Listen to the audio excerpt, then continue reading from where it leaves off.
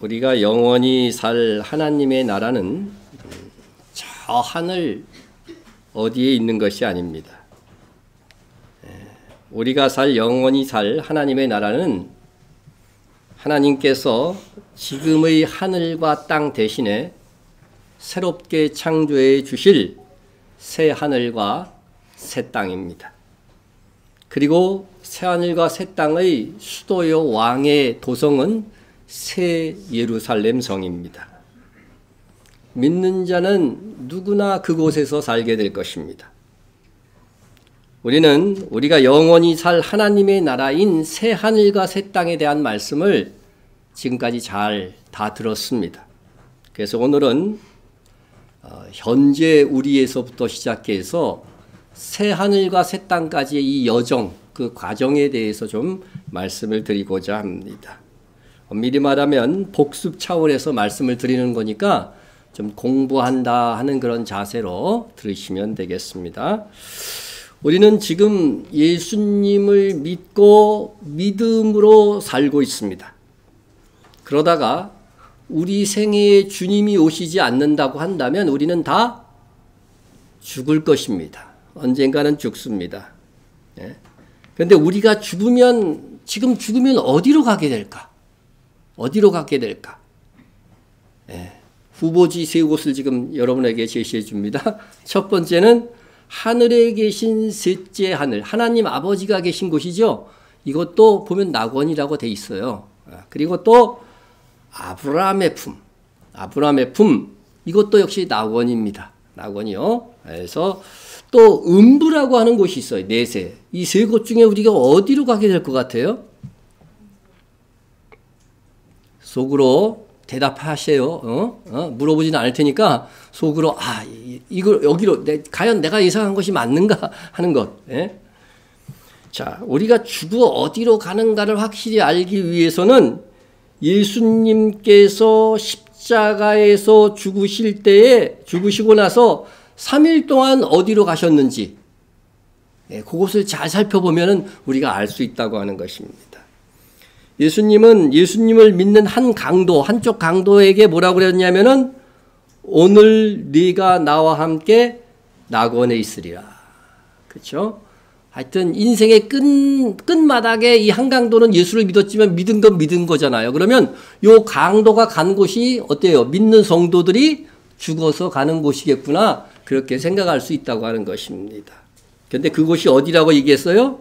낙원이라고 얘기하고 있다고 하는 사실입니다.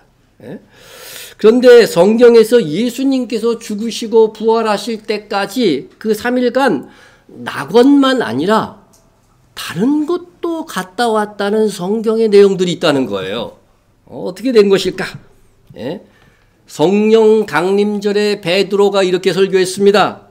미리 본 거로 그리스도의 부활을 말하되 그가 음부에 버림이 되지 않고 그의 육신이 썩음을 당하지 아니하시리라 했습니다. 자, 미리 본 거라고 하는 것은 이게 다윗을 얘기하는 거예요. 다윗이 이렇게 예언했다는 것입니다. 다윗이 그리스도의 부활을 이미 예언했다는 거예요. 그런데 예수님이 음부에서 버림을 당하지 않았다는 것은 예수님이 음부에 갔다는 거예요, 안 갔다는 거예요? 갔다는 말이잖아요. 그죠? 그러면 낙원도 갔고 예수님께서 음부도 갔구나. 일단은 이렇게 생각을 해야 되는 것입니다. 자, 그러면 예수님께서 영으로 불신자들, 죄인들이 죽어서 가는 음부도 가셨네. 신자들이 가는 낙원도 가셨네. 이렇게 되는 거예요. 그런데 또 있어. 또 간 곳이 있어. 성경에 보니까. 베드로전서 3장 19절을 보면 그가 또한 영으로 가서 옥에 있는 영들에게 선포하시니라.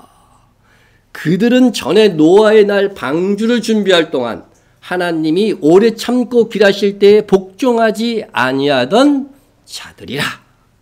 이 옥에 있는 영들이 누군가 그 정체에 대해서도 정확하게 얘기했는데 이 옥에 가가지고서 이 예수님께서 그 영들에게 뭔가를 전파하셨다고 돼 있으니까 이 옥도 간 거야, 안 간 거예요? 이 옥이라는 말은요, 오늘날 감옥이라는 말하고 똑같은 단어예요. 그러니까 죽은 후에 간 감옥이니까 그냥 우리 세상에 있는 과목은 아닌 거죠. 예? 자, 그런데 이 옥이 어딜까? 이 옥이, 도대체 이 옥이 어디를 가리키는 걸까? 우리가 생각해 볼 수 있습니다. 자, 계시록 20장에 보면은, 이 옥은 무저갱이라고 하는 타락한 천사들이 갇히는 감옥이라는 것을 알 수 있습니다. 용을 잡으니 곧 옛뱀이요 마귀요 사탄이라 잡아서 1000년 동안 결박하고 어디에 던져넣어요? 무저갱에 던져놓는다 그랬어요. 그런데 이 무저갱을 뭐라고 얘기했냐면은 오늘 본문에 나온 옥하고 똑같습니다. 베드로전서에 나온 1000년이 참의 사탄이 옥에서 놓여. 그러니까 이 무저갱과 옥은 뭐예요? 같은 의미라고 하는 것입니다. 그래서 예수님께서는 십자가에 못 박혀 돌아가신 후에 어디를 가셨냐면은 음부도 가셨고 낙원도 갔고 천사들이 거하는 무저갱이라고 하는 옥에도 가셨다고 하는 것입니다. 예. 근데 요 구절이 조금 이제 예수님이 무저갱에 갔다고 하는 이것에 대해서는 조금 더 설명을 하고 넘어가겠습니다. 예. 여러분, 사탄과 귀신들은요, 하나님께 이미 심판을 받았어요. 판결을 받았다는 거죠. 판결을 받아가지고서 영원히 멸망할 존재로 판결을 받았습니다. 그렇지만 그 판결의 집행은 예수님께서 다시 오실 때에 천년왕국 때 밖에 딱 되어 있단 말이죠. 예? 이것은 뭐냐면요, 죄수가 사형 언도를 받고 집행은 어떻게 돼요? 막 10년 넘어간 사람들도 많아요. 예? 그와 같이 하나님께서 아담에게 뭐라고 그랬어요? 선악과를 따먹으면 어떻게 된다고 그랬어요? 죽으리라 그랬지만 따먹자마자 죽었어요? 죽은 거는 900년 후야.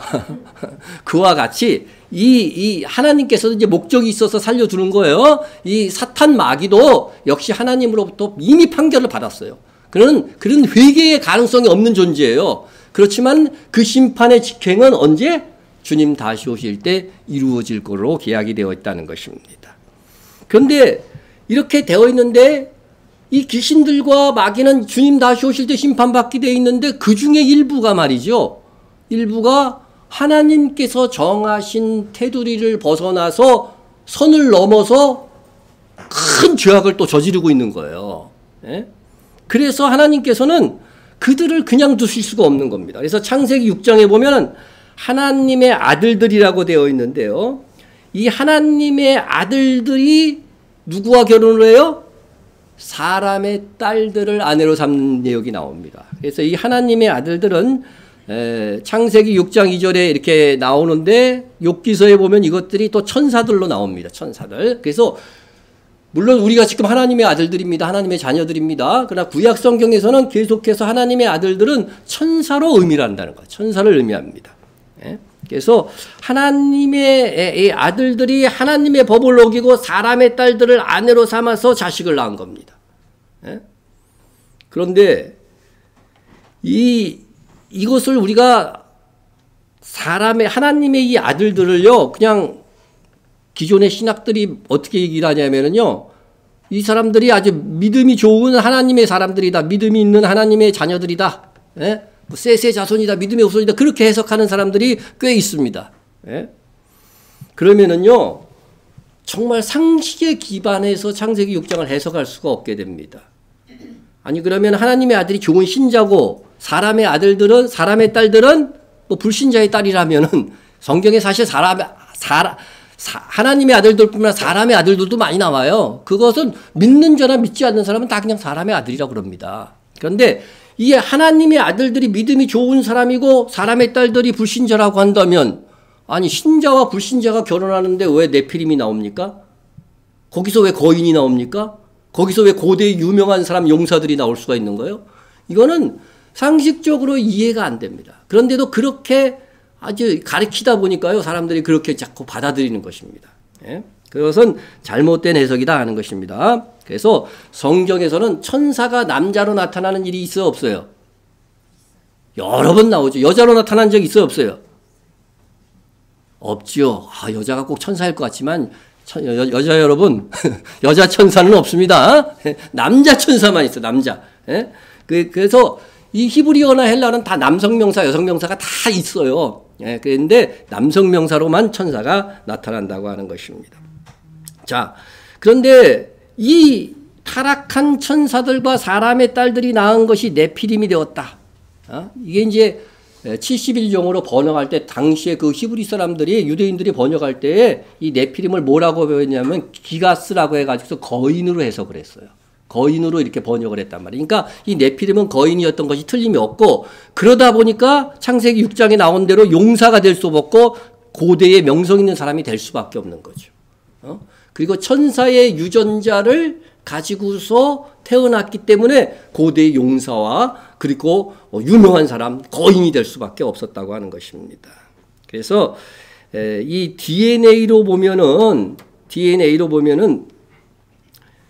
이 사람들이 우리가 보통 여자, 남자 하면은 우리 생물학 시간 학교 다닐 때 배웠죠, 그죠? 여자는 XX 인자밖에 없어요, 그죠? 유전자밖에. 남자는 XY가 됩니다. 그래서 이렇게 만나면 뭐가 되는 거예요? XX가 만나면 딸이 태어나죠. 그죠? 근데 XY가 만나면 뭐가 태어나요? 아들이 태어나죠. 아들이 태어납니다. 그런데 이 천사들은 남성으로만 태어날 수 있는 기능을 가진 것 같아요. 그래서 이 여자와 사람의 딸과 천사가 결합할 때는 무조건 YY밖에 없어요. 천사는 남자의 성분밖에 없어요. 그래서 태어나면 뭐만 태어나요? 이렇게 되면 XY 아들밖에 태어날 수밖에 없다는 거죠. XY 아들밖에 태어날 수 없습니다. 자, 그래서 이렇게 해서 네피림은 무조건 다 뭐예요? 용사 고대의 명성 있는 사람으로 나오는데 이게 다 남성 명사입니다. 딸이 없은 거죠. 이 네피림은 다 그래서 뭐예요? 남자인 것입니다. 남자인 것입니다. 이에 하나님께서는 이렇게 사람의 딸들을 아내로 삼아 타락한 천사들을 더 이상 그대로 내버려 둘 수가 없는 거예요. 예? 이렇게 되면 어떻게 돼요? 하나님이 창조하지 않은 DNA를 가진 인간들이 막 나오는 겁니다. 예? 그래서 이 타락한 천사들에게는 하나님께서 요구하신 심판을 바로 집행하십니다. 예? 원래는 어떻게 주님 다시 오실 때에 이 마귀와 귀신들을 무조건에 가두게 되어 있었죠. 그런데 그때 바로 가둔 겁니다. 예? 그게 유다서에 나옵니다. 예? 또 자기 지위를 지키지 아니하고 자기 처소를 떠난 천사들을 큰 날의 심판까지 영원한 결박으로 흑암에 가두셨으며, 이게 바로 옥이에요. 옥. 그죠? 무조갱이라고는 흑암에 가두셨다고 하는 것입니다. 예? 이것은 요 구절은요, 외경인 에녹소를 인용한 겁니다. 근데 에녹소 요 내용을 가서 보면은요, 바로 지금 제가 설명했던 그 내용들이 그대로 나옵니다. 그대로 나오고, 그 천사들이 무조갱에 갇히고, 노아의 홍수도 천사의 아들들이 행한 폭력과 해악을 제거하고자 일으킨 하나님의 심판으로 이렇게 에녹소에는 그렇게 설명이 되고 있습니다. 이리하여서 원래 귀신들은 천년 왕국 때 무저갱에 갇혀야 하지만 노아 시대 때 네피림을 낳은 천사들은, 타락한 천사들은 노아 시대에 바로 무저갱에 갇히는 신세가 되었다는 것입니다. 귀신들은요, 이러한 역사에 대해서 잘 알고 있습니다. 그러니까 가장 귀신들이 두려워하는 것은 어디 갇히는 거야? 때가 되기 전에 무저갱에 갇히는 것을 두려워한단 말이죠. 예, 그래서 예수님을 만난 귀신들도 어디에 갇히지 말게 해달라고 부탁하냐면은 이 무저갱에만은 갇히지 말게 해달라고 그 강구를 하게 됩니다. 자, 마태복음 8장 19절에 보면 우리가 당신과 무슨 상관이 있나이까? 때가 이르기 전에 우리를 괴롭게 하려고 여기 오셨나이까? 그러죠? 귀신들은 언제요? 주님 다시 오실 때에 무저갱에 갇히게 되는데 아직 때가 안 되지 않았습니까? 지금 항변하는 거예요, 이 귀신들이. 예? 그러면서 뭐라고 요구를 하냐면은 무저갱으로 들어가라 하지 마시기를 강구하더니. 그래서 이 무저갱은 이렇게 천사들, 악한 영들의 감옥소라고 하는 것입니다. 그래서 이 귀신의 기도를 주님이 들어주셨어요? 안 들어주셨어요? 들어주셨습니다. 왜냐하면 이 귀신은 하나님이 정하신 법도 바깥으로 나가가지고서 네피림을 낳은 천사들처럼 그런 악한 짓을 하지 않았기 때문에 들어준 거죠. 그래갖고 이 귀신들은 돼지떼에게 들어가게 하는 그런 것이 성경에 이렇게 기록되어 있는 것입니다. 귀신도요, 하나님의 뜻에 부합되기만 하면요, 들어주셔요. 그런데 하물며 우리가 하나님의 뜻에 부합되게 기도하면 어찌 들어지시지 않겠습니까? 자, 요것은 조금 오늘 주제와 벗어난 이야기이긴 한데 이 무저갱에 갇힌 타락한 천사들이 있다고 그랬죠. 요 천사들이 나중에 마지막 때에 세상 밖으로 나옵니다. 그러니까 타락한 천사가 귀신이잖아요. 이 귀신들 중에서 가장 악한 귀신들이 이제 무저갱에서 탈출해서 나오는 그런, 탈출하는 게 아니라 열어줍니다, 천사가. 그게 바로 다섯째 나팔입니다. 다섯째 나팔에 계시록 9장에 기록되어져 있어요. 계시록에 기록되어 있습니다. 그래서 이 무저갱에서 나오는 타락한 천사의 두목이 있어요. 두목. 두목이 있어요. 이 두목이 뭐라고 하냐면 아블루온이라고 하는데, 아바돈, 히브리어로는 아바돈이라고 하고, 이 두목이 바로 마지막 때 대환란 속에서 성도들을 박해하고 세계를 장악하는 그러한 사람의 영으로 들어가 버리는 거예요. 귀신 들린다 그러죠. 그 사람의 영으로 들어가 가지고서요 마지막 적그리스도의 영이 된다고 하는 것입니다. 그래서 이 적그리스도의 영이 되어져서 마지막 시대의 대부흥을 일으킬 두 증인을 죽이고 이때부터 대환란으로 들어가게 된다는 것. 요거는 이제 참고로 여러분이 알아주시기 바랍니다. 자, 그러면 추가로 더 설명하자면은 예수님께서 죽으시고 노아 시대의 영들에게 가서 전파하셨다고 했는데 이들이 사람이 아니라 천사의 영을 가진 자라고 하는 결정적인 증거는 이들을 뭐라고 그러냐면은요, 혼이라고 하지 않고 영들이라고 했어요. 영들. 영들이라고 지칭했기 때문에 그렇습니다. 그러면 성경에서 사람을 죽은 후에라도 사람을 영이라고 표현한 적이 성경에 있어요, 없어요? 있는지 없는지도 사실 모르지, 그죠? 저는 그렇게 이제 배웠는데 성경에 잘 읽다 보니까 죽은 사람의 사람을 영으로 표현한 구절이 한 구절이 있었어요. 그래서 계속 그게 찜찜해서 설교를 여태까지 못했어요. 그런데 요번에 말씀을 준비하면서 이게 다 풀렸어요. 그래서 뭐냐면은 사무엘의 영이 죽은 다음에 나타나는데 그 사무엘의 영이라고 얘기하고 있다는 거예요. 한번 보십시다. 신접한 여인에게 가가지고서 사울 왕이 사무엘을 불러달라고 요청을 합니다. 여인이 이르되 내가 누구를 내게로 불러 올리라 하니 사울이 이르되 사무엘을 불러 올리라 하는지라. 사무엘은 이때 죽은 다음이거든요.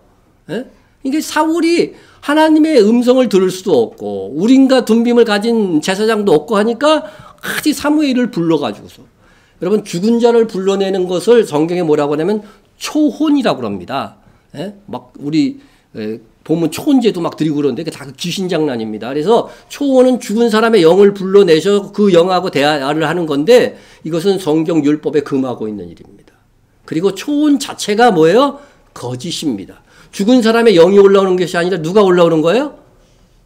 귀신이 그 사람의 목소리와 그 사람의 흉내를 내는 것뿐이지 실제로 죽은 사람이 음부에서 이렇게 올라오는 일은 없다는 것입니다. 없다는 겁니다. 그래서 그건 거짓입니다. 그런데 왕이 그 얘기를 해 내가 무엇을 보았느냐 이렇게 소리를 치니까 이 신접한 여인, 오늘날 얘기하면 무당입니다. 이 무당이 사울에게 이르되 내가 영이 땅에서 올라오는 것을 보았나이다 했습니다.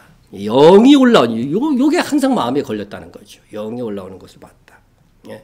여러분 이 신접한 여인이 사무엘을 불러 올린 거라고 생각하면 안 됩니다. 그러니까 사무엘이 불러 올리라는 말만 했지 이 신접한 여인이 사무엘을 불러 올리는 어떤 초원적인 행위를 하기 전에 이미 하나님께서 사무엘을 불러 올린 겁니다. 그리고 올려서 영이 올라왔는데 이 영은 성경에서 히브리어로 영이라고 하는 단어는 루하흐입니다. 그런데 제가 원어사전을 바라봤더니 이 영은요 루하흐가 아니더라고요. 뭐냐면은요 엘로힘입니다. 엘로힘은 우리가 일상적으로 하나님 할 때 엘로힘이라고 하는 거거든요. 그러니까 보통 신이다 이렇게 얘기할 때도 엘로힘으로 얘기를 합니다. 그러니까 결국은 이 신접한 여인이 본 것은 사무엘의 영이 아닌 거고 한 사람이 쫙 올라오는데 그 사람이 뭐처럼 보였다는 거예요? 신처럼 보였다는 거지 영이 올라갔다는 표현이 아니더라고 하는 것입니다. 그래서 이게 성경 어디에도 죽은 사람의 영을 사람을 영이라고 표현하는 것은 없구나 그것을 알게 되었다는 것이죠. 그래서 옥에 있는 영들이라고 했을 때 이 영은 사람이 아니고 천사, 죽은 그 네피림을 낳은 타락한 천사들의 영이구나 하는 것을 우리가 알 수가 있는 것입니다. 그래서 베드로전서 3장 20절에서도 보면요, 19절에서는 옥에 있는 영들이라고 했고 노아의 가족들은 뭐라고 했냐면 혼이라고 얘기하고 있어요. 예?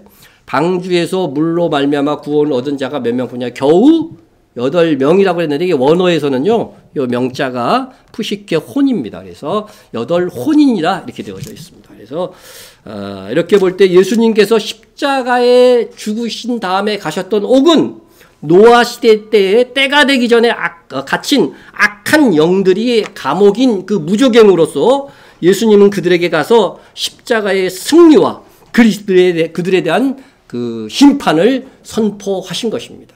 그래서 선포했다고 하는 말도 유앙겔리온이는 복음을 전파한 거고 이 전파했다는 것은 심판을 선고한 겁니다. 여기서 원어적으로 보면은 자 이상으로 보건대 예수님께서 십자가에서 죽으신 후 가신 곳은 3곳입니다. 그죠? 첫째 낙원, 두 번째 음부, 세 번째 무저갱. 낙원은 신자들이 죽어서 가는 곳, 그리고 음부는 불신자들이 죽어서 가는 곳, 또 무저갱은 노아 시대에 타락한 천사들의 영이 갇힌 곳, 그죠? 갇힌 옥. 그러니까 이 3군데 다 가신 거예요. 예? 사후 세계에 있는 어떤 사람이나 천사의 영까지도 다 가가지고서 각각 선포를 하신 것입니다. 자, 그런데 여기서 우리가 또 한 가지 살펴야 될 것은 뭐냐면요. 부활 전에 불신자의 처소인 이 음부, 그리고 신자들의 처소인 낙원은 도대체 어디에 있는 것일까 하는 거죠. 어디에 있는 것일까? 뭐 이제 음부는 우리가 그냥 지옥이니까 땅속 그냥 말 자체에서 나오지만은 땅 속에 있을 것이다 이렇게 생각할 수 있는데 그냥 낙원은 도대체 어디 있을까? 낙원. 이곳에 대해서 우리가 이제 한번 살펴보고자 합니다. 많은 그리스도인이 죽으면 바울이 말한 하나님이 계신 그 저 3층 천 거기에 갈 것이라고 생각해요. 그래서 천국에서 해같이 빛나리 하면서 저 하늘 어디로 가는 걸로 이렇게 이제 생각을 합니다. 그런데 정말 그럴까? 성경은 그렇게 말하고 있는가? 그것이 중요하죠. 예? 실상 우리가 지금 죽으면 가는 낙원은요, 지금 딱 죽으면 딱 가는 낙원은 하늘에 있는 게 아닙니다. 어디에 있어요? 땅 아래에 있습니다. 아래에 있습니다. 예수님께서 들려주신 부자와 나사로의 비유에서도 보면은요, 부자가 죽어서 음부에 있다고 분명히 나와요. 음부에서 딱 어디를 보고 있어요? 나사로가 있는, 그죠? 믿는 자들에게는 그 낙원이 눈에서 보이는 거예요. 눈에서 보이는 것입니다. 음부에 비참하면요, 낙원이 보인다는 거예요, 또. 예? 그래서, 그렇다면 음부에서 낙원이 보인다면 낙원도 땅 아래 음부와 같은 장소에 있다고 하는 것입니다. 예? 단지 음부와 낙원 사이는 오갈 수 없는 구렁이 있을 뿐이다 하는 것입니다. 예? 그뿐 아니라 너희와 우리 사이에 뭐가 있어요? 큰 구렁텅이가 놓여 있어 여기서 너희에게 건너가고자 하되 갈 수도 없고 거기서 우리에게 건너올 수도 없게 하였느니라. 예? 여러분 낙원에서 음부로 마을까지 교류하는데 오고 갈 수는 없다는 겁니다. 예? 그래서 사실 낙원도 음부의 일부입니다. 음부의 일부예요. 음부 중에 별도로 낙원이라고 하는 것이 있는 것이다. 이렇게 이해하는 것이 가장 정확한 해석입니다. 그래서 구약 성경에는요, 신약 성경을 딱 제해놓고 구약 성경만 딱 보면 명확하게 나오는데 사람이 죽으면 신자든 불신자든 다 음부로 가게 돼 있어요. 그게 바로 구약에서는 히브리어로 스올이라고 합니다. 스올로 가게 돼 있습니다. 그게 다 땅 아래에 있는 것입니다. 그래서 죽은 사무엘이 나타날 때도 보면은 하늘에서 와요, 땅에서 올라와요. 좀 전에 읽었죠? 예민하게 읽은 분만 알아요. 여인이 사울에게 이르되 내가 영이 어디서 올라와요? 땅에서 올라오는 것을 보았나이다. 그러니까 사무엘은 어디로 간 거예요? 사무엘이 구원 못 받았을 거라고는 상상하는 사람은 혹시 없겠죠. 사무엘이 죽어서 땅 아래로 가 있기 때문에 땅 아래 낙원에 있기 때문에 땅에서 올라온다고 이렇게 표현을 사용한 것입니다. 그래서 이뿐 아니라 우리가 죽으면 가는 낙원이 하늘이 아닌 땅 아래에 있다는 것은 성경 여러 군데에서 나와요. 여러 군데에서 유추할 수 있습니다. 자, 그 구절 한 구절 됩니다. 이러므로 하나님이 그를 지극히 높여 예수님을 지극히 높인다는, 예수님께서 우리를 대신해서 십자가를 지셨기 때문에 그를 지극히 높여 모든 이름 위에 뛰어난 이름을 주사 하늘에 있는 자들과 땅에 있는 자들과, 그 다음 구절이 중요합니다. 땅 아래에 있는 자들로, 땅 아래에 있는 자들, 그죠? 땅 아래에 있는 자도 모든 무릎을 예수의 이름에 꿇게 하시고 모든 입으로 예수를 주라 시인하느니라. 그러니까 예수님께 찬양하고 예수님을 주라고 시인하는 자들이라고 한다면 예수님을 다 믿는 자들이죠. 그런데 그 믿는 자들이 어디에도 있다고요? 땅 아래에 있다는 거예요. 그래서 하늘에 있는 자들은 누구예요? 천사들이고, 땅에 있는 자들은 살아있는 신자들이고, 땅 아래에 있는 자들은 죽어서 지금 낙원에 있는 신자들이라고 하는 것입니다. 그래서 이것뿐만 아니라 계시록 5장에서도 두 번 이런 표현들이 나오는데 그것까지 볼까요? 계시록 5장 13절만 한번 봅시다. 내가 들으니 하늘 위에와, 이것은 이제 전치사가 잘못돼서 하늘 안에와 해야 되더라고. 내가 원어를 찾아보니까요. 하늘 위에와 땅 위에와 또 어디요? 땅 아래와 바다 위에와 또 그 가운데 모든 피조물이 이르되 보좌에 앉으신 이와 어린 양에게 찬송과 존귀와 영광과 권능을 세세토록 돌릴지어다 하니.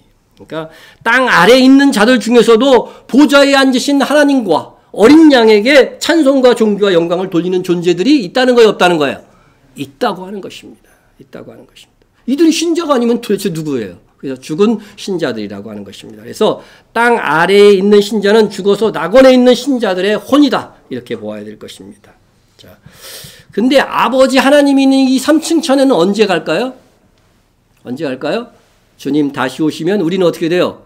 휴거되죠. 공중 강림해서 누구에게 가는가요? 그때 3층 천에 갔다 오게 되는 것입니다. 그래서 이것은 여러분들이 그런 스케줄을 여러분 아시고, 사실 이것을 몰라도 구원받는 데는 지장이 없습니다. 그렇지만 우리가 죽어서 가는 곳, 그 정도는 알아두어야 되지 않을까, 그렇게 생각을 합니다. 그래서 많은 그리스도인들이요, 그냥 죽으면 저 하늘나라 하나님 아버지가 계신 곳으로 간다고 그래요. 근데 갈릴리 혼인잔치를 통해서 말씀하신 그 맥락을 보아도요, 신랑 아버지의 집은요, 혼인해서 가는 겁니다. 결혼식해서 가는 것이기 때문에 그거와도 이렇게 비추어 봐도 우리가 3층 천 하나님 아버지가 계신 그곳은 우리가 휴거된 다음 주님 다시 오셔서 가고 그 주님과 함께 다시 우리는 지상 재림하게 될 것입니다. 자, 그러면은 이제 현재에서, 오늘의 주제인 현재에서 새 하늘과 새 땅에 이르기까지의 과정을 한번 추론해 보겠습니다. 자, 우리가 현재 지금 살고 있어요. 그래서 다 언젠간 죽을 거죠. 언제 죽으실래요? 주님이 오라고 하시는 날 가야 되죠. 죽습니다. 그러면 어디로 가요? 우리는 음부 중에서도 낙원에 가죠. 불신자들이 있는 음부로 가고자 하시는 분들이 있을까요? 믿음이 있으면 다 낙원으로 갈 것입니다. 자, 낙원으로 가고, 그 다음에 이제 큰 것이, 그 다음에 천년 왕국이 있고 그 다음에 새하늘과 새 땅이 있는데 그 사이에 아주 짧은 사건들이 있는 거죠. 그런데 주님이 이제 공중 강림하시면은 땅에서는 어떻게 돼요? 성도들이 휴거되죠. 휴거됩니다. 그 성도들은 이제 아버지의 집으로 갈 것이고, 땅에서는 뭐가 일어나요? 대환란, 3년 반의 대환란이 일어나는 것입니다. 그래서 이때에 어떻게 데살로니가 4장 16절에서 18절에 보면은 분명히 뭐라고 말하고 있냐면 죽은 성도들이 부활하고 우리 살아남은 자들도 그들과 함께 구름 속으로 끌어올려 공중에서 주를 영접하게 하시리라. 그리하여 우리가 항상 주와 함께 있으리라. 그러니까 항상 같이 있다는 거는 이제 결혼식 완전히 끝난 거예요. 그래서 아버지 집으로 갔다가 나중에 이제 지상 재림하게 되는 거죠. 그래서 공중 강림과 지상 재림의 이 과정을 통하여서 첫째 부활이 완성이 됩니다. 첫째 부활. 그래서 이 첫째 부활에 참여한 자들만 어떻게 돼요? 천년왕국으로 다 들어가는 거죠. 천년왕국. 그래서 지상에서 남아있는 사람 성도들도 있겠죠.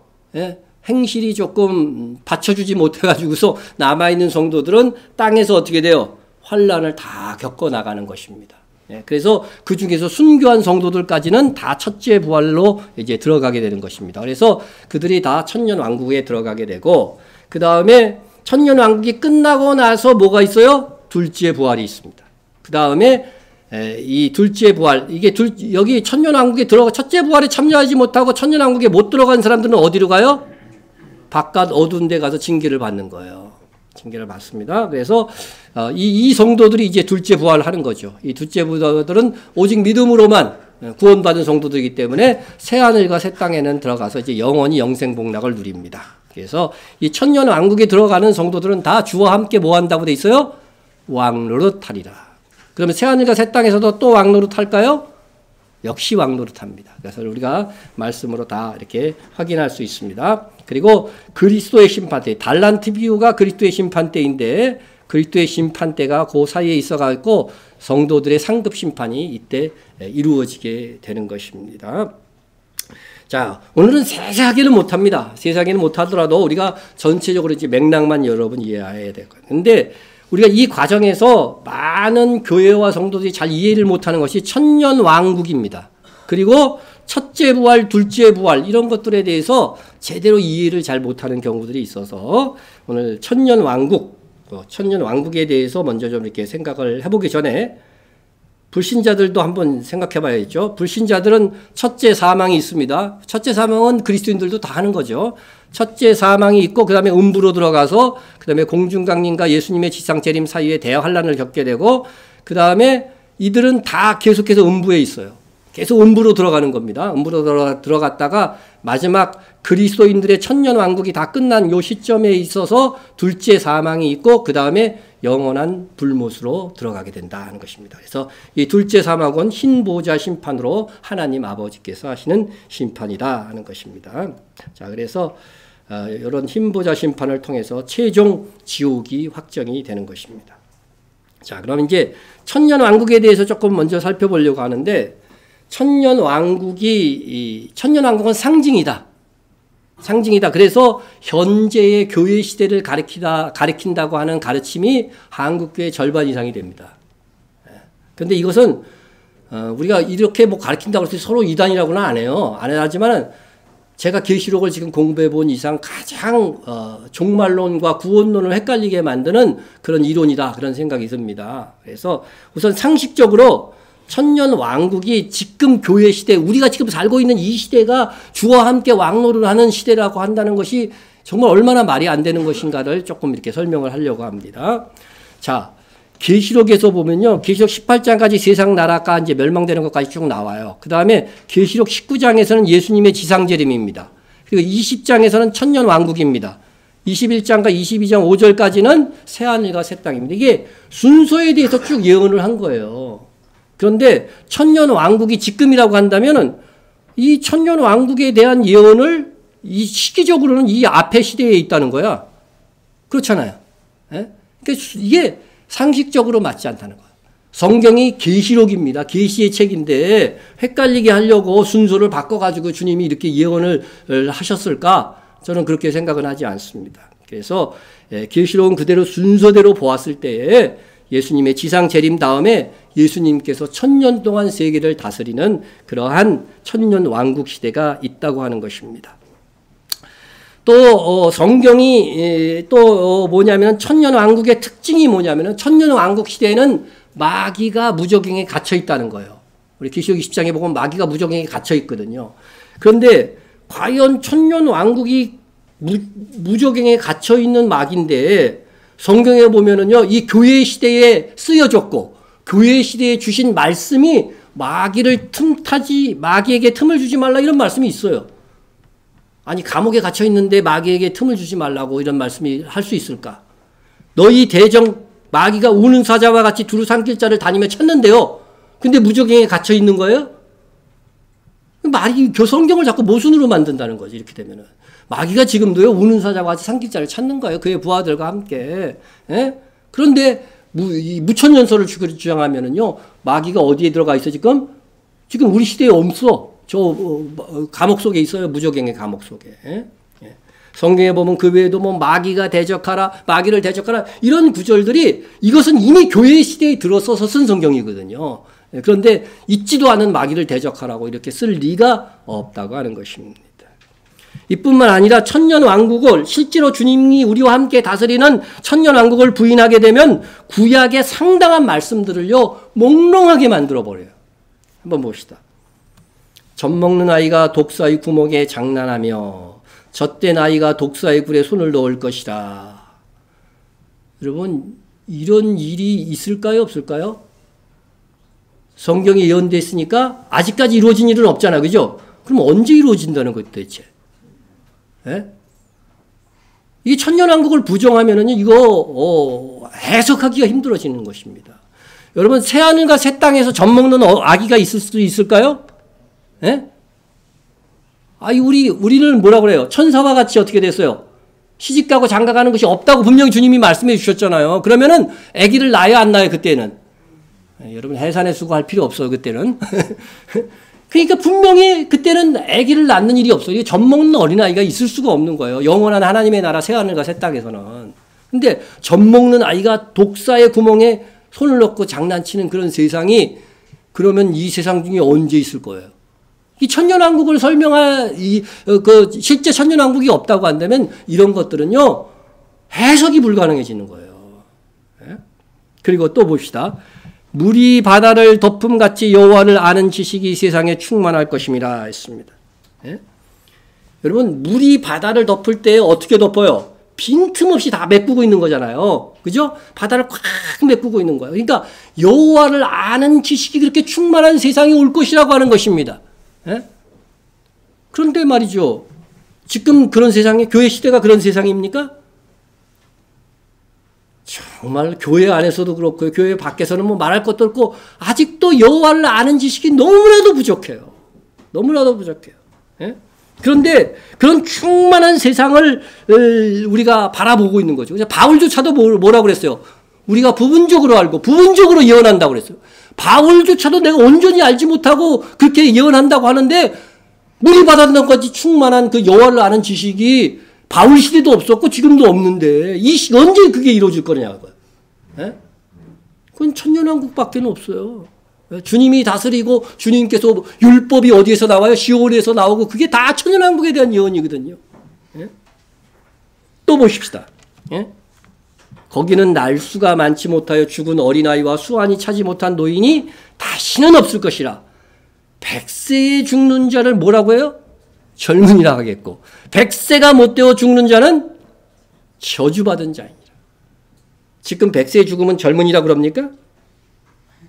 이거는요 새하늘과 새 땅 영원히 살 하나님의 나라를 예언하는 게 아니에요. 왜냐하면요 그걸 우리가 영원히 살 하나님의 나라는 죽음도 없는데 왜 죽는 거를 상정해요? 말도 안 되는 얘기죠. 그렇죠? 예? 그래서 새하늘과 새 땅에는 분명히 성경에 뭐라고 되냐면 다시는 사망이 없고 돼 있죠. 다시는 사망이 없기 때문에 100세에 죽는 것이 그 천국의 상징, 영원한 하나님의 나라의 상징이 될 수가 없는 것입니다. 예? 그래서 여러분 100세에 죽는 자를 젊은이라 하고 그 100세 이전에 죽으면 하나님의 저주로 죽은 것이다. 그런 시대가 온다는 거. 그게 천년왕국이 아니면은 뭐냐는 것이죠, 도대체.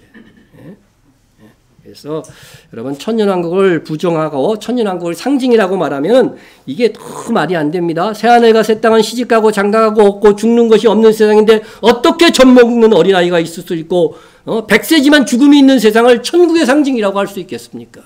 그건 말이 되지 않는다는 것입니다. 그 외에도 뭐 많은 선지자들이 있어요. 미가서 4장 이후에도 보면은요 천년왕국이 실존하지 않으면 해석할 수 없는 무수한 말씀들이 있습니다. 그가 많은 민족들 사이에 이를 심판하시며 먼 곳 강한 이방 사람을 판결하시니 예수님께서 직접 이방 나라를 다스리는 일들이 있다는 거죠. 시편 2편에도 나와 있지만 말이죠. 무리가 칼을 쳐서 보습을 만들고 창을 쳐서 낫을 만들 것이며 이 나라와 저 나라가 다시는 칼을 들고 서로 치지 아니하며 다시는 전쟁을 연습하지 아니하며. 여러분 이방 나라들이 그대로 있어요. 그런데 그것을 주님께서 신이 다스리시는 천년 왕국이 있다고 하는 것입니다. 여러분 칼을 쳐서 보습을 만들어요. 창을 쳐서 낫을 만들어요. 농기구를 만들어요. 필요가 없어 더 이상 무기가. 그런 세상. 그래서 다시는 전쟁을 연습조차 하지 않아. 그런 세상은요 주님이 오셔서 다스리는 천년 왕국에 대한 예언이라고 하는 것입니다. 그래서 우리가 이 선지자의 예언은 반드시 이런 예언이 올 것이라고 예언하고 있고 실제로 이루어지는데 이것은 천년 왕국이 없으면은 설명되지 않는 말씀이다 하는 것입니다. 그래서 천년 왕국을 믿지 않는 사람들은 이 수많은 성경의 예언들을 상징으로 억지로 해석하려다가 말씀의 상당 부분을 이해하지 못한 상태로 읽게 되는 것입니다. 다음은 첫째 사망과 둘째 사망, 첫째 부활과 둘째 부활에 대해서 말씀을 드리려고 합니다. 첫째 사망과 둘째 사망은 그런 대로 다 인정을 합니다. 그죠? 우리가 첫째 사망은 다 알죠. 우리가 죽는 거고, 둘째 사망은 우리 계시록 20장 끝에 이렇게 나오는 부분들이죠. 그래서 둘째 사망이다 이렇게 정확하게 또 말씀을 하고 있기 때문에 불신자들이 이제 이 둘째 사망의 심판을 받고서 다 저 지옥에 들어가는 것이죠. 자, 첫째 사망은 우리가 살다가 죽는 거고, 첫째 사망은 신자나 불신자나 차별이 없습니다. 그런데 신자는 예수를 믿는 즉시 심판에서 제외된다고 성경이 되어 있어요. 자, 보십시다. 그를 믿는 자는 뭐를 안 받아요? 심판을 받지 아니하는 것이요. 근데 성경을요, 또 읽다 보면은 심판 받는다는 구절도 많이 나와요. 우리 신자도. 자, 보세요. 이는 우리가 다 반드시 그리스도의 심판대 앞에 나타나게 되어 각각 선악간에 그 몸으로 행한 것을 따라 받으려 함이라. 그죠? 심판 안 받는다고 그랬는데 우리가 그리스도의 심판대 앞에 어떻게 돼요? 나타나게 된다고 돼 있잖아요. 이거를 다른 사람한테 여러분 설명할 수 있으세요? 설명할 수 있는 사람 한번 손 들어봐요. 설명시키진 않을 거야. 이렇게 무식해갖고 우리가 되겠습니까? 예. 여러분, 여기서 심판을 받지 아니한다고 하는 이것은요, 불신자들이 들어가는 흰보자 심판, 불신자들의 심판을 받지 않는다는 거예요. 그것은 그 심판을 받으면 다 어디 가요? 다 불못이에요. 에? 고난의 등급만 결정되는 거지 다 불못에 가는 것이 바로 둘째 심판인 거죠. 이것을 받지 않는다는 거예요. 에? 그런데 우리는 다 신자들은 어디에 나와요? 그리스도의 심판대 앞에 다 서게 되는 거예요. 이것은 뭐예요? 여기 나와 있잖아요. 선악간에 그 몸으로 행한 것을 따라. 에? 이것은 결국 무슨 심판이에요? 행위 심판이에요. 행위 심판. 예수 믿고서 함부로 살 수 없는 것이 우리에게 그리스도인에게는 행위 심판이 있기 때문에 그런 것입니다. 자, 그래서 여기서 중요한 심판의 원칙을 우리가 말씀을 드리는데 이거 꼭 기억하세요. 신자는 불신자와 같은 시간, 같은 심판대에서 심판을 받지 않는다는 거예요. 그러니까 달란트 비유 같은 것들도 신자의 심판이기 때문에 한 달란트 받은 자도 신자는 신자인 거예요. 우리가 해석을 할 때 그 기준을 똑바로 세우고 있어야 돼요. 신자와 불신자는 같은 시간, 같은 심판의 심판을 받지 않는다. 신자는 그리스도이신 예수님께서 심판하시고 불신자는 하나님 아버지께서 심판하시다. 이게 구분이 정확하게 되어 있습니다, 여러분. 성경을요, 어설프게 알면은요, 굉장히 헷갈리게 되어 있어요. 요 기준만 딱 세우고 있으세요. 예. 그래도 이거 말씀으로 확인을 하고 넘어가야 되겠죠? 예. 자, 아버지께서 아무도 심판하지 아니하시고 심판을 누구에게 맡겼다고요? 아들 예수님께 맡겼어요. 여기서 아무도 심판하지 아니한다고 하는 이 말씀은요, 예? 누구를 가리키는 거예요? 신자 외에 불신자, 그죠? 불신자들은 심판하지 않는 거예요. 그러니까 예수님이 심판하는 것은 다 신자들만 심판하신다고 하는 것입니다. 예? 자, 한번 보십시다. 사람이 내 말을 듣고 지키지 아니할지라도, 그러니까 예수 믿는 사람이 안 믿는 사람이에요. 안 믿는 사람이죠. 내가 그를 심판하지 아니하노라 이렇게 돼 있죠. 여러분은 아들한테 심판 다 맡겼다고 그랬어요. 요한복음 5장 22절에는. 그런데 같은 요한복음 12장에서는 내가 아무도 안 심판해. 오히려 이렇게 말하고 있어요. 그러던 사람들은 누구예요? 나를 저버리고 내 말을 받지 아니하는 자를 심판할 이가 있으니 누구예요? 하나님 아버지라는 거죠. 예? 마지막 날에 그를 심판하시리라. 예. 예. 아무 생각 없이 성경 읽으면 사실 이런 구분을 찾기가 상당히 힘이 듭니다. 그래서 그리스도인들은 행위 심판을 누가 하셔요? 예수님이 하시고, 불신자들의 행위 심판은 하나님 아버지가 하신다. 시간도 절대로 다 분리되어 있다는 거. 그것을 우리가 여러분들이 아시기를 바랍니다. 자, 시간상 일일이 구절을 다 제시하지 못하지만 마태, 마가, 누가복음은요, 당시 유대인들이 가졌던 행함이 있는 신자인 첫째 부활자만 들어갈 수 있는 천국을 설명하고, 또 요한복음에서는요, 믿음만으로 들어가는 새하늘과 새 땅의 하나님의 나라를 제시하고 있습니다. 여러분, 제가 지금 이걸 설명하는 게 왜 중요하냐면요, 첫째 부활과 둘째 부활을 설명하고자 하는 거예요. 첫째 부활과 둘째 부활. 그래서 이 첫째 부활과 둘째 부활의 차이를 알지 못하면은요, 구원론을 온전히 이해할 수가 없어요. 어떻게 우리가 구원받는 것인지에 대해서 온전히 이해할 수가 없다는 거죠. 그래서 성경에서 요한복음에서 영생이라고 하는 이 단어를 다 찾아서 한번 검색을, 여러분 검색 기능 있잖아요. 찾아서 읽어보고, 다 찾아서 읽어보고, 마태, 마가, 누가복음에서 공간복음이라고 그러죠. 그래서 영생이라는 단어를 들어간 것을 다 찾아서 한번 관련된 구절들을 다 읽어보세요. 마태, 마가, 누가에서는요, 행함으로 구원을 얻는다. 교리에 어떤 영향을 받지 말고 그냥 있는 대로 읽어보세요. 행함으로 구원받는다는 뜻이에요. 그러나 요한복음은 철저하게 믿음으로 구원받는 거예요. 우리가 요한복음 3장 16절, 요한복음 1장 12절에 13절 다 보면 어떻게 돼요? 믿는 자가 구원을 얻는 거예요. 믿는 자. 그것을 얘기하고 있다고 하는 것입니다. 자, 첫째 부활과 둘째 부활. 자, 이 첫째 부활과 둘째 부활을 잘 설명하고 있는 것이 뭐냐면은 고린도전서 15장 23절에 있는데, 그러나 각각 차례대로 되리니 그리스도 안에서 삶을 얻는 사람들에 대한 설명입니다. 먼저는 첫 열매인 그리스도요. 그리스도는 이미 부활하셨습니다. 그 다음에 성도의 부활이 첫째 부활과 둘째 부활이 있다는 근거입니다. 다음에는 누가요? 그가 강림하실 때에 그리스도에게 속한 자요. 이 첫째 부활자예요. 이것은 예수님의 공중강림과 지상재림을 통해서 이루어지는 그러한 첫째 부활을 얘기합니다. 그 다음에 그 다음 절에서 그 후에는 마지막이니, 여기 마지막이니 이게 뭐예요? 둘째 부활인 거죠. 둘째 부활인데, 그가 모든 통치와 모든 권세와 능력을 멸하시고 나라를 하나님 아버지께 바칠 때라. 그러니까 예수님께서 천년왕국이 끝나고 나라를 누구에게 바쳐요? 아버지께 바칩니다. 그래도 예수님은 왕이에요. 하나님의 나라의 원칙은 하나님 아버지께서 왕권을 누구한테 물려줘요? 예수님께 물려주죠. 그래도 하나님 아버지도 왕이시에요. 그런데 예수님이 이제 나라를 아버지께 다시 바칩니다. 바치는데 그래도 예수님은 왕이에요. 새하늘과 새 땅에서도 왕입니다. 그래서 하나님의 이 상급은, 우리가요, 주를 위해서 받는 이 상급도 다 마찬가지입니다. 함께 일하면 어떻게 된다고 그랬어요?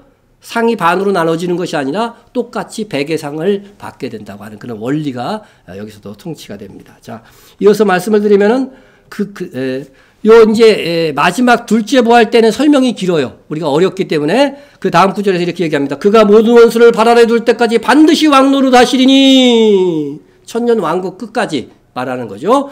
맨 나중에 멸망받을 원수는 누구라고요? 사망. 그러니까 둘째 부활이 있을 때에는 사망이 멸망받는 때예요. 자, 사망이 언제 멸망받느냐? 계시록 20장 14절에 나옵니다. 자, 사망과 음부도 불못에 던져지니 이것은 분명히 나와 있죠? 둘째 사망이라. 바로 이 둘째 사망이 있을 당시에 성도들은 어떻게 돼요? 둘째 부활도 있다는 거예요. 그렇지만 이들은 흰보자 심판을 안 받고 새하늘과 새 땅에 바로 들어가는 거죠.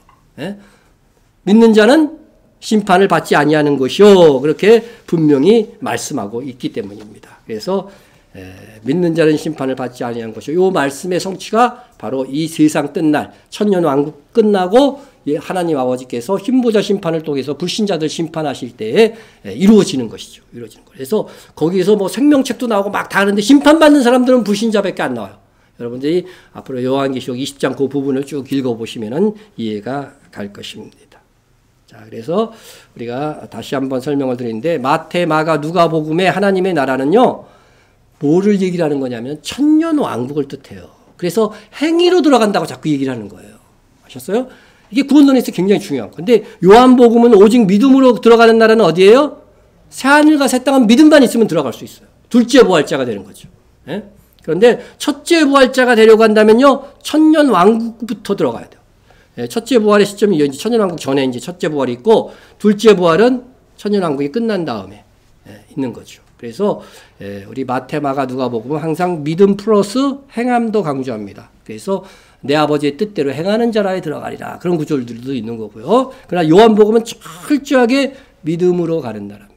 믿음으로 가는 나라. 그래서 이런 구분들을 여러분이 잘 세우면은 우리가 어떻게 구원받는 것인지 우리가 잘 알고 또 구원받은 자들은 왜 우리가 주의 말씀을 행하며 주의 일을 열심히 하며 살아야 되는지 그 이유에 대해서 우리가 정확하게 이해할 수 있게 되는 것입니다.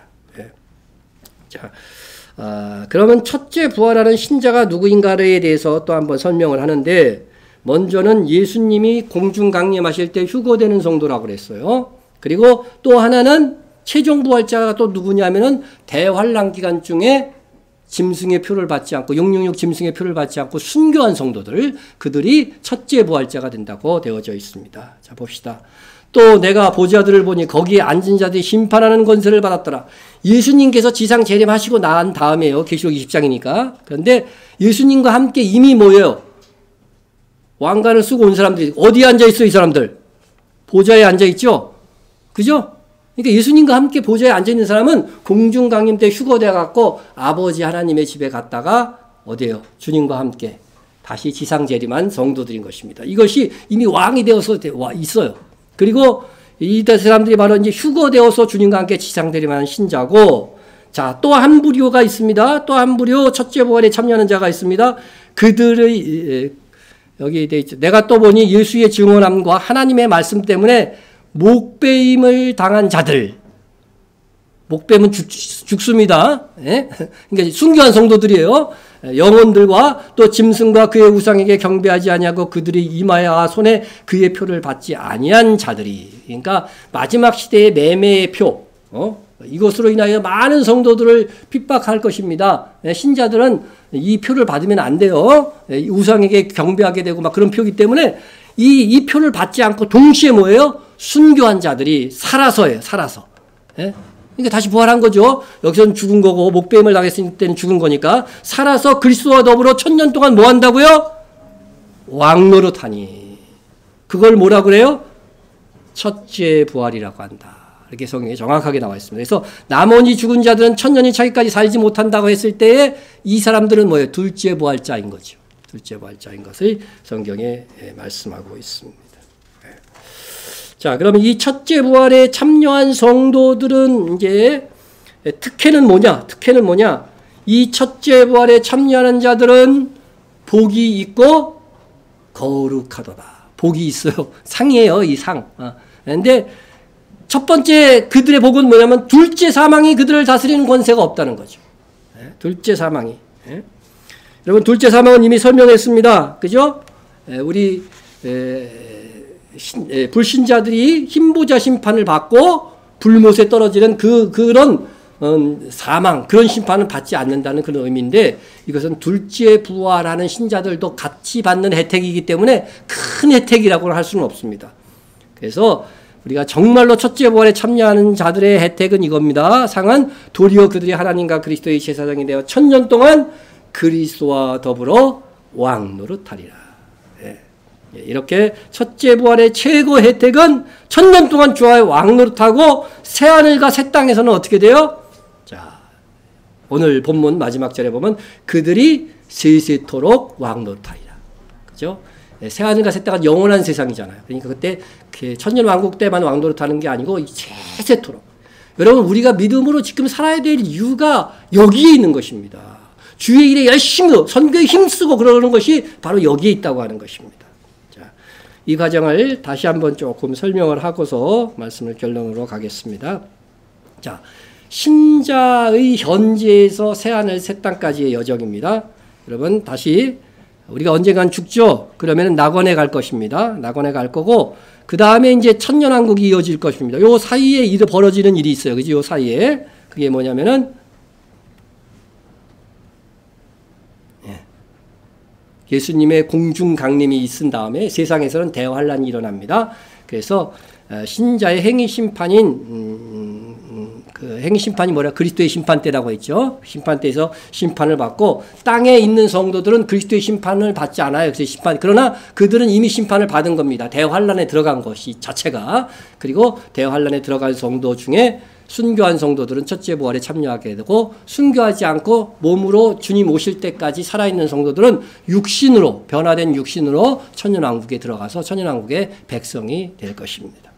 그리고 지상 재림이 주님 우리에게 공중 강림한 성도들과 함께 아까 계시록 21장에서 봤듯이 지상 재림이 있을 것입니다. 그래서 이 지상 재림할 때까지 첫째 부활자가 확정이 된다고 했죠. 두 부류의 첫째 부활자가 있다고 했습니다. 휴거된 성도, 대환란 기간 동안 순교한 성도가 첫째 부활자입니다. 그래서 천년 왕국으로 가면은 이제 신자들이 이 첫째 부활을 통해서 천년 왕국에 들어갈 자들이 있고요. 바깥 어두운 데 가서 징계를 받는 자들이 있고 땅에서는 어떻게 해요? 대환란에 처하는 성도들이 있다. 이렇게 세 부류로 나눠진다는 것을 여러분이 말씀을 드렸습니다.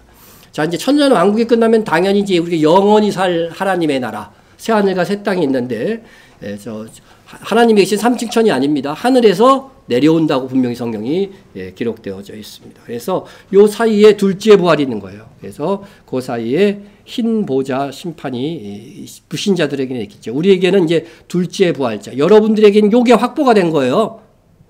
그런데 첫째 부활자가 되기 위해서 어떻게 돼요? 오늘 우리가 믿음으로 신앙으로 살아야 되고 더 충성해야 되는 이유가 거기에 있는 것입니다. 자, 불신자들 여정은 간단하게 하면 죽으면 어디 가요? 음부로 갑니다. 이제 여기서의 음부는 천년왕국 시대에도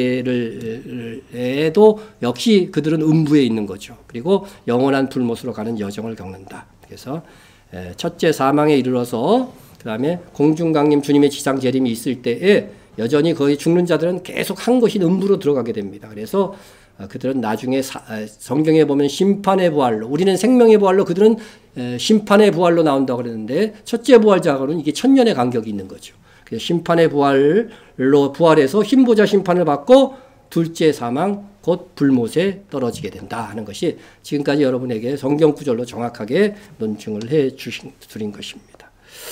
우리가 예수를 믿었다면 새하늘과 새 땅에서 만날 것입니다.